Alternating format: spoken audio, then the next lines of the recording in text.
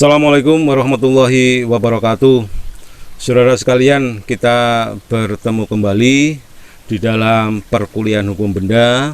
Mudah-mudahan saudara hingga hari ini senantiasa di dalam keadaan yang sehat walafiat, sehingga bisa beraktivitas keseharian, termasuk aktivitas belajar yang menyenangkan.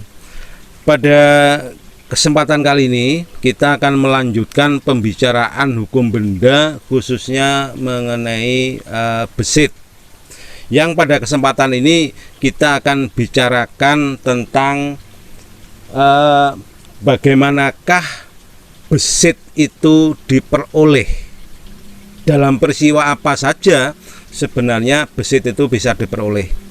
Yang kalau saudara cermati di dalam literatur, biasanya subjudulnya adalah cara memperoleh besit. Kenapa saya tidak menggunakan istilah cara memperoleh besit? Karena dengan istilah itu nampaknya mengesankan bahwa seseorang itu aktif, tujuannya adalah mendapatkan besit. Padahal sebenarnya yang diinginkan adalah hak milik, akan tetapi karena ada cacat perolehannya, maka yang didapat hanyalah besit. Oleh sebab itu saya lebih sreg kalau di dalam judul ini saya gunakan bagaimanakah besit itu diperoleh, dalam peristiwa yang bagaimana, ini yang saya maksudkan. Nah, di dalam KUH Perdata sebenarnya ditentukan di dalam pasal 538. Di sana disebutkan bagaimana cara memperoleh besit. Tetapi pasal tersebut oleh para sarjana dikritik karena terlalu sempit. Oleh sebab itu di dalam kesempatan ini saya akan sampaikan beberapa peristiwa atau keadaan yang seseorang itu pada akhirnya bisa memperoleh besit. Baik. Yang pertama, peristiwa yang menjadikan seseorang itu menjadi besiter atau memperoleh besit itu adalah kalau seseorang itu menempatkan atau menarik suatu benda ke dalam kekuasaannya. Jadi ada aktif. Nah, dalam hal yang bagaimana? Yang pertama adalah kalau seseorang itu melakukan pendakuan atas benda-benda yang dikira belum ada pemiliknya. Artinya apa? Kalau seseorang melakukan pendakuan terhadap benda yang nyata-nyata memang belum ada pemiliknya, maka yang ia peroleh adalah hak milik, bukan besit. Tetapi kalau ia mengira bahwa benda yang didaku itu belum ada pemiliknya dan ternyata ada pemiliknya, di kemudian hari bisa membuktikan, maka yang ia peroleh adalah besit. Seperti itu. Kemudian berikutnya adalah kalau seseorang itu menempatkan benda di dalam kekuasaannya karena ia menemukan suatu benda. Nah, berikutnya adalah kalau seseorang itu melakukan pencurian, ia menempatkan suatu benda di dalam kekuasaannya, tetapi cara perolehannya adalah dengan cara mencuri. Ini beberapa contoh bahwa bagaimana seseorang itu pada akhirnya bisa memperoleh besit. Berikutnya adalah kalau ada peristiwa pewarisan. Kemarin sudah kita berikan suatu ilustrasi bahwa seseorang itu bisa, kedudukannya bisa menjadi besit ketika menjadi ahli waris kalau dia menerima harta warisan ternyata terselip benda-benda tertentu yang ternyata terbukti milik orang lain. Pada saat menerima warisan ia tidak tahu, mengiranya bahwa itu adalah harta pewaris yang jatuh kepadanya.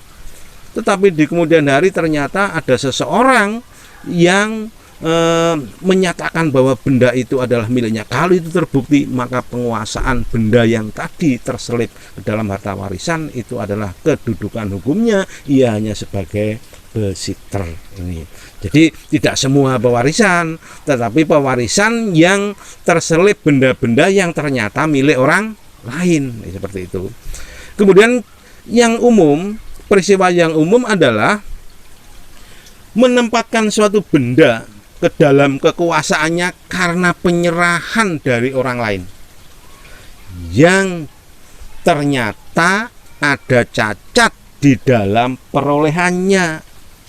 Jadi ini adalah peristiwa yang umumnya seseorang itu kalau menginginkan memiliki benda, ia melakukan suatu perbuatan yang nanti ada penyerahan. Ketika penyerahan itu dilakukan dan penyerahannya itu sah, maka ia menjadi pemilik. Tetapi kalau penyerahannya itu ada cacat celahnya, maka kalau bendanya sudah terlanjur dikuasai, maka penguasaannya itu bukanlah penguasaan hak milik, tetapi penguasaan besit. Nah, dari beberapa peristiwa besit ini diperoleh, maka kita bisa menyimpulkan bahwa sebenarnya cara memperoleh besit itu sama dengan cara memperoleh hak milik. Hanya saja ada cacat celah di dalam perolehannya. Ini yang harus dipahami. Dengan demikian sebenarnya yang dituju itu adalah perolehan hak milik. Tetapi ketika ada cacat di dalam perolehannya, maka yang ia dapat penguasaan bendanya itu adalah status hukumnya adalah hanya sebagai besit, sehingga ia hanya berkedudukan sebagai besiter. Nah, dari cara memperoleh besit seperti ini, dari peristiwa-peristiwa bagaimanakah besit itu diperoleh, maka kita bisa mengelompokkan ketika seseorang itu menguasai benda itu dalam arti besit itu ada besiter yang beretikat baik, yaitu manakala si besiter itu tidak tahu atau sepatutnya tidak tahu kalau ada cacat di dalam perolehannya. Jadi tidak tahu itu bagi besiter subjektif, tetapi untuk mengobjektifisir maka sepatutnya tidak tahu. Nah, sekarang contohnya seperti apa? Kalau seseorang melakukan pendakwaan terhadap benda, ia mengira dalam pikirannya, dalam sikap batinnya itu mengira bahwa benda itu tidak ada atau belum ada pemiliknya. Nah, kalau ternyata di kemudian hari ada pemiliknya, maka penguasaannya itu hanyalah sebagai besit dan ia besiter tetapi beretikat baik karena tidak tahu kalau itu ada pemiliknya. Contoh lagi adalah kalau ada seseorang menerima benda melalui penyerahan, ternyata tidak tahu ada syarat-syarat penyerahan yang tidak terpenuhi, padahal benda sudah terlanjur dikuasai. Maka ketidaktahuannya itu menjadikan ia beretikat baik. Nah, di samping itu ada juga penguasaan benda di dalam hubungan besit ini. Besiternya itu adalah besiter yang beretikat buruk, yaitu kalau besiter itu tahu atau sepatutnya tahu ada cacat celah di dalam perolehannya. Jadi sikap batinnya ini tahu secara subjektif atau diobjektifisir sepatutnya tahu bahwa perolehannya itu cacat. Misalnya seperti apa? Kalau seseorang itu mencuri benda, ia menginginkan suatu hak milik dengan cara mencuri. Benda sudah dikuasai.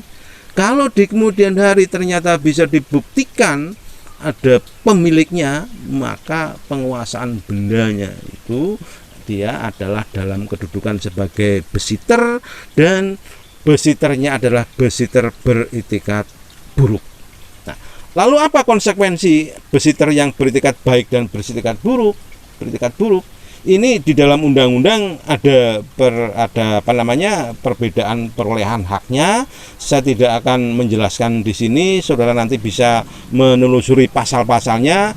Kalau besiter itu beretikat baik, apa yang diperoleh?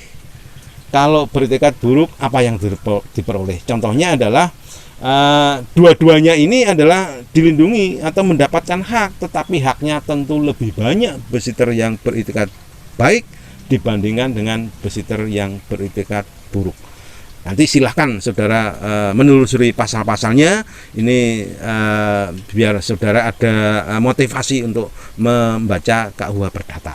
Baik saudara sekalian, ini yang bisa saya sampaikan mengenai bagaimanakah besit itu diperoleh. Mudah-mudahan ini nanti bisa membantu saudara di dalam memahami apa itu yang dimaksud dengan besit. Kalau ini nanti misalnya belum bisa dipahami, nanti saudara bisa mengulang kembali video yang lalu, kemudian digabungkan dengan video ini, bahwa besit itu intinya adalah sebenarnya seseorang itu tidak sengaja, tidak ada dari awal itu tujuannya itu justru ingin memperoleh besit, itu kelihatannya tidak ada. Yang umum adalah mereka itu menginginkan memperoleh hak milik. Tetapi ketika perolehan hak milik itu tidak dipenuhi persyaratannya atau ada cacat di dalam perolehannya, padahal benda sudah terlanjur dikuasai, maka kedudukan hukumnya di dalam penguasaan atas benda itu ia hanyalah sebagai besiter. Nah, nanti fungsinya untuk apa sebenarnya kita membicarakan besit ini? Nanti akan kita bicarakan pada video yang akan datang, sebagai barangkali untuk melengkapi materi-materi besit yang nanti akan kita sambung mungkin dengan materi-materi yang lain. Baik saudara sekalian, ini yang bisa saya sampaikan. Kurang lebihnya mohon maaf. Wassalamualaikum warahmatullahi wabarakatuh. Sampai ketemu di lain waktu.